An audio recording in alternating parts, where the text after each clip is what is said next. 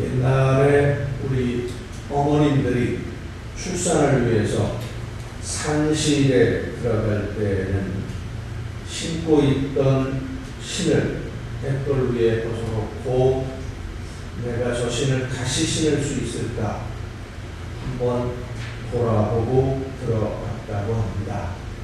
병원에서 출산을 하는 것이 아니라 대부분 집에서 출산을 했기 때문에 출산의 과정에서 산모가 목숨을 잃는 일도 많았기 때문이죠. 그래서 출산할 날이 다가오면 두려운 마음에 사로잡히곤 했었습니다.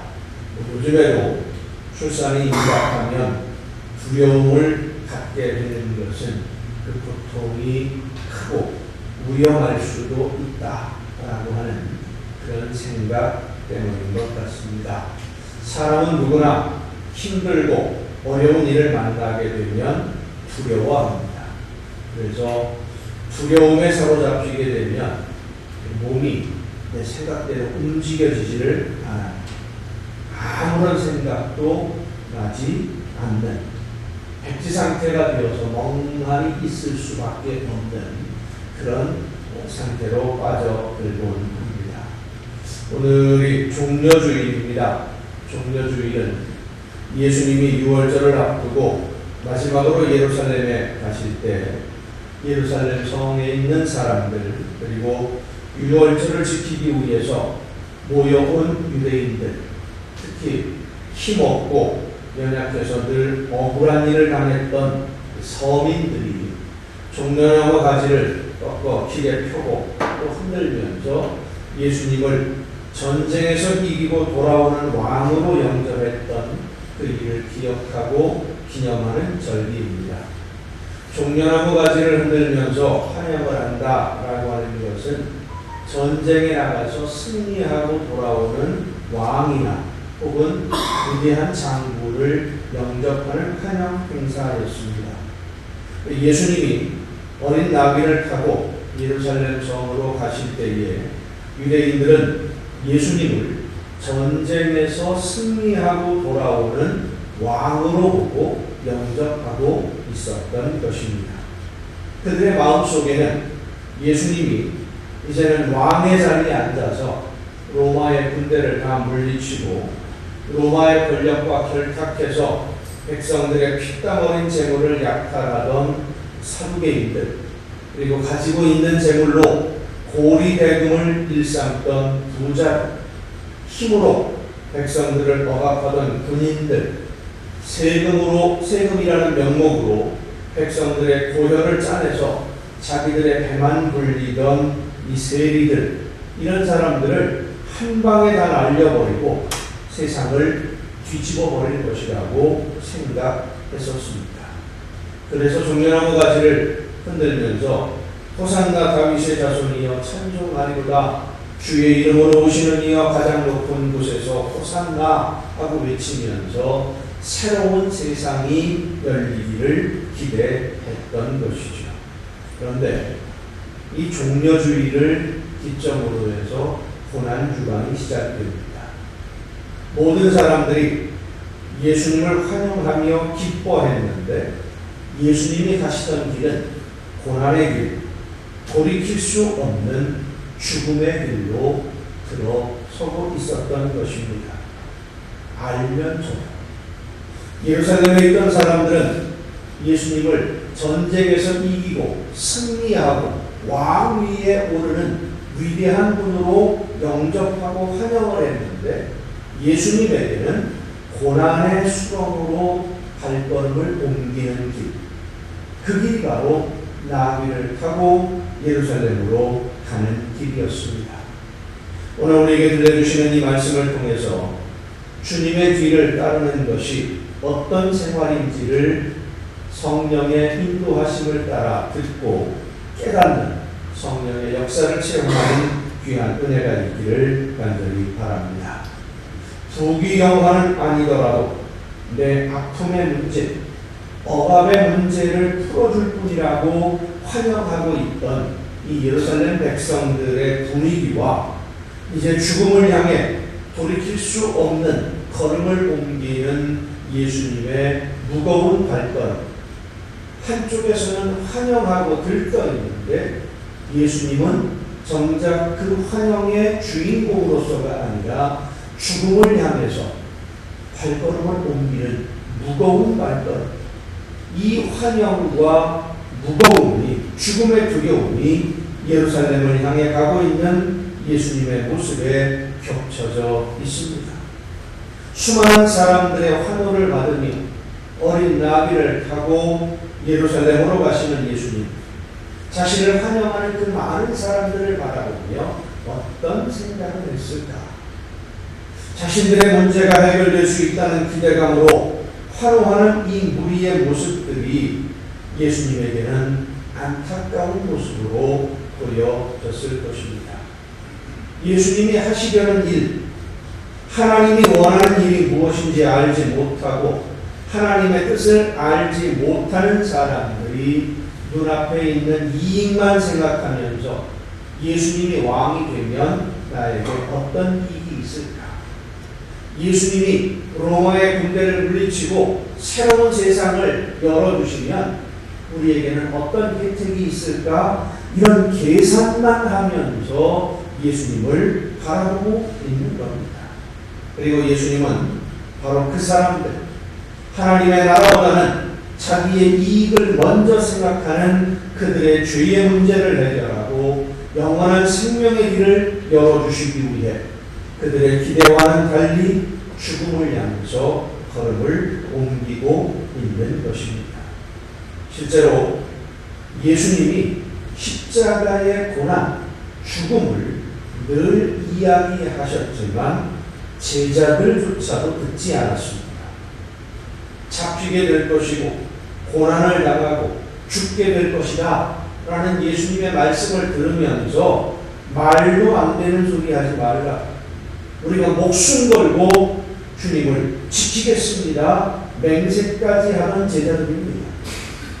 예수님이 죽음을 이야기하셨지만 제자들 중 그 누구도 실제로 그런 일이 일어나리라고는 상상하지도 않았어요. 이런 제자들과 환호하는 왕으로 예수님이 오시는 것이라고 생각을 하고 이제는 새로운 세상이 열릴 것이다 기대하며 환호하는 그 사람들을 바라보는 예수님의 마음을 엿볼 수 있는 말씀이 누가복음 22장 24절에 있습니다. 또 그들 사이에 그중 누가 크냐 하는 다툼이 난지라. 예수께서 이르시되 이방인의 임금들은 그들을 주관하며 그 집권자들은 은인이라 칭함을 받으나 너희는 그렇지 않을지니 너희 중에 큰 자는 젊은 자와 같고 다스리는 자는 섬기는 자와 같을지니라. 지금 예수님은 십자가라는 고난을 당하기 위해서 죽음을 준비하고 있는데 제자들은 누가 크냐, 누가 위대하냐, 누가 더 높은 자리에 앉을 거냐 하는 문제로 다툼이 일어났어요. 그래서 제자들을 불러 모으신 예수님이 다스리는 자는 섬기는 자가 되어야 된다. 말씀은 그렇게 부드럽게 하시지만 그 마음은 어떻겠습니까? 속이 썩어 눈부러지는 안타까운 답답하기가 그지가 없어요. 요한복음 12장 27절에는 예수님의 그 마음을 이렇게 기록합니다. 지금 내 마음이 괴로우니 무슨 말을 하리요? 아버지여 나를 구원하여 이때를 면하게 하여 주옵소서. 그러나 내가 이를 위하여 이때에 왔나이다. 내 마음이 괴로우니 무슨 말을 하리요? 그리고 이러한 예수님의 심정을 가장 절절하게 표현한 말씀이 오늘 본문 말씀입니다. 내 마음이 매우 고민하여 죽게 되었으니 너희는 여기 머물러 나와 함께 깨어 있으라. 제자들에게 부탁을 하십니다. 이 괴로운 길, 마음이 고민하여 죽게 될 정도로 힘든 그 길을 스스로 선택해서 가신 예수님. 억지로 끌려서 가기 싫은 길을 가신 것이 아닙니다. 차원에서 스스로 원해서 가셨어. 힘들고 고통스러운 길이라는 것을 알지만 하나님이 무엇을 원하시는지 알고 있기 때문입니다. 순종은 그렇게 내가 스스로 선택해서 하나님이 원하시는 길을 걷는 것입니다. 사랑하는 성도 여러분, 종려주일은 예수님의 순종을 기억하는 절기입니다. 그리고 예수님의 순종을 담기 위해 순종하기로 결단하는 절기입니다. 예수님의 순종으로 우리는 생명의 길을 얻었습니다. 예수님이 순종하심으로 십자가를 지고 죽으셔서 열어주신 길이 생명의 길이요 좁은 길입니다. 예수님은 단 하나밖에 없는 길, 하나님이 원하시는 길을 걸었습니다. 부귀영화를 누리는 길도 있었고 권력을 가지고 평안하게 여생을 즐기는 길도 있었지만 하나님이 원하시는 길이 어떤 길인지 알았기에 십자가의 고난의 죽음의 길을 순종함으로 걸었어요. 오늘 우리가 생명의 길을 가려면 예수님이 열어주신 이 생명의 길을 가려면 영생으로 인도하는 좁은 길로 가려면 예수님의 길을 따라야 함을 믿으시기를 바랍니다. 예수님이 걸으셨던 순종의 길. 오늘 많은 성도들이 많이 하는 말 중에 마음은 원하지만 몸이 연약하여. 오늘 본문에 있는 말씀이죠. 마음은 원이로되 육신이 약하도다. 마음은 원하는데 하나님의 말씀을 듣고 하나님의 말씀대로 순종하고 나에게 맡겨주신 사명 기쁘게 감당하고 하나님의 놀라운 역사를 이루어가는 일꾼으로 도구로 쓰임받기를 원하는데 몸이 안 따라준다 이야기를 합니다. 하나님이 원하시는 뜻이 무엇인지 알지만 형편이 안 되어서 못한다고 합니다. 하고는 싶은데 할 수가 없다, 안 된다 라고 이야기합니다. 미안합니다. 안 되는 것이 아니라 안 하는 것이고 못하는 것이 아니라 안 하는 겁니다. 순종은 하나님이 원하시는 대로 따르는 것이고 그 뒤의 열매는 하나님이 책임져 주시는 거예요. 하나님이 거두어 주시는 거예요. 예수님이 십자가를 지실 때 고민하여 죽게 될 정도로 힘든 일이었지만 순종했어요. 그리고 그 순종의 마지막에 예수님이 하신 말씀이 아버지 내 영혼을 아버지 손에 부탁하나이다 이 말씀이었습니다. 내 영혼을 아버지 손에 부탁하나이다. 그 뒤의 일은 내가 할 수 있는 일이 아닙니다. 하나님만이 하실 일입니다. 예수님은 순종이 무엇인지를 우리에게 보여주셨습니다. 영혼을 아버지의 손에 부탁하고 숨을 거두는 나는 하나님이 원하시는 대로 순종했으니까 이제 이후의 일, 내가 할 수 있는 일은 여기까지고 이후의 일들은 내가 할 수 있는 일이 아니니까 내 능력이 아니니까 하나님이 알아서 해 주실 것을 믿고 나는 내가 할 수 있는 데까지 마지막까지 믿고 따르겠습니다. 이것이 바로 순종입니다. 오늘 종려주일에 이 순종을 다시 한번 생각해 보고자 합니다. 나는 지금까지 하나님의 말씀에 어떻게 순종해 왔는지, 하나님이 원하시는 일이 무엇인지 깨달았을 때 상황, 조건 이런 것 생각하지 않고 그대로 순종했는가? 힘들고 어려운 일이라고 해서 외면하고 모르는 척 눈을 감고 불순종한 일들은 없었는가? 다시 한번 돌아보는 이 종려주일이 되었으면 합니다. 하나님이 원하시는 일이 무엇인지 몰라서 못한다 라고 말하는 분도 있습니다. 물론 하나님이 각 사람에게 주시는 사명이 다 다릅니다. 특별한 사명이 있을 수 있습니다. 하지만 예수 그리스도를 구주로 믿고 고백하는 모든 성도들에게 주신 사명이 있어요. 그러므로 너희는 가서 모든 민족을 제자로 삼아 아버지와 아들과 성령의 이름으로 세례를 베풀고 내가 너희에게 분부한 모든 것을 가르쳐 지키게 하라. 예수 그리스도의 복음을 전하라고 하는 이 명령은 모든 믿는 성도들에게 주어진 지상명령, 마지막 명령이 모든 성도들에게 똑같이 주어진, 해도 되고 안 해도 되는 것이 아니라 무슨 일이 있어도 해야 됩니다. 하나님의 예수님이 하나님의 뜻에 순종하는 것처럼 힘들고 어려운 길이지만 고민하여 죽게 될 정도로 고통스러운 길이었지만 순종해서 우리에게 생명의 길을 열어주신 것처럼 이 하나님의 명령에 예수 그리스도의 말씀에 우리도 순종해야 됩니다. 복음을 전해야 됩니다. 요즘 복음을 전하기 어려운 시대라고 말들을 합니다. 그렇습니다. 어렵습니다. 그러면 어려우니까 안 해도 됩니까? 힘이 드니까 안 해도 되는 겁니까? 아닙니다. 힘들어도 해야 되고 어려워도 해야 됩니다. 순종해야 됩니다. 억지로가 아니라 자원해서 내가 기뻐서 순종해야 됩니다.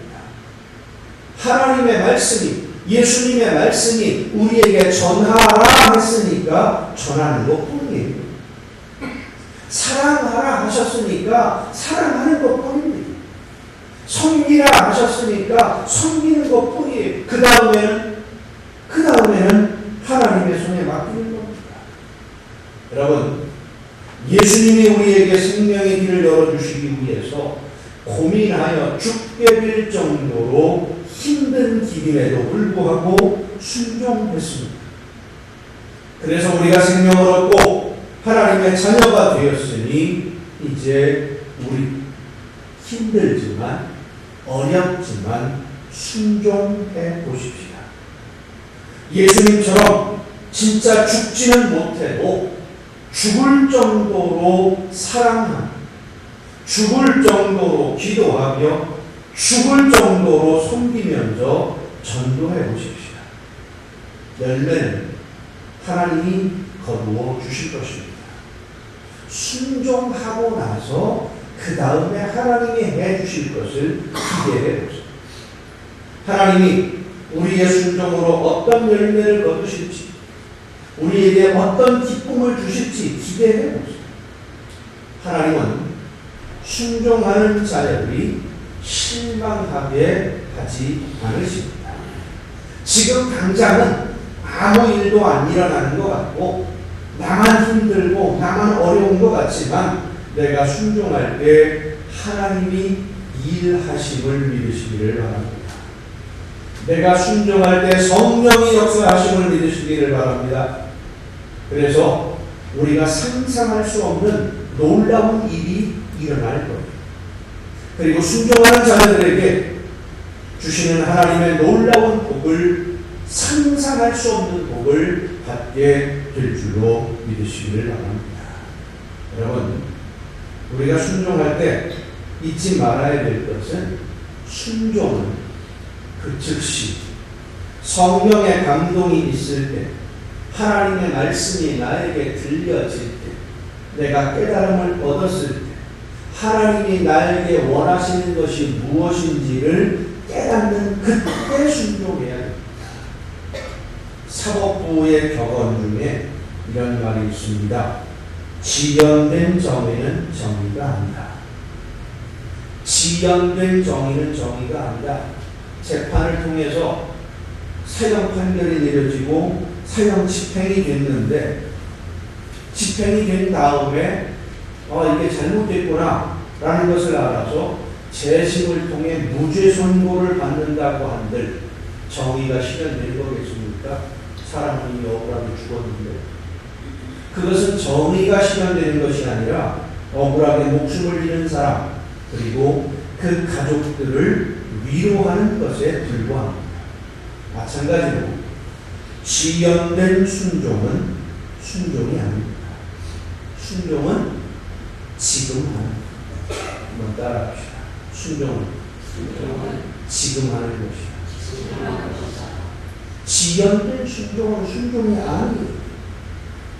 나중에 하는 순종은 하나님이 원하시는 일을 해야 하는 그때를 내가 결정하고 내가 선택하는 거예요. 이스라엘 백성들이 하나님의 은혜로 노예로 살던 애굽에서 나와서 가나안을 향해 갔습니다.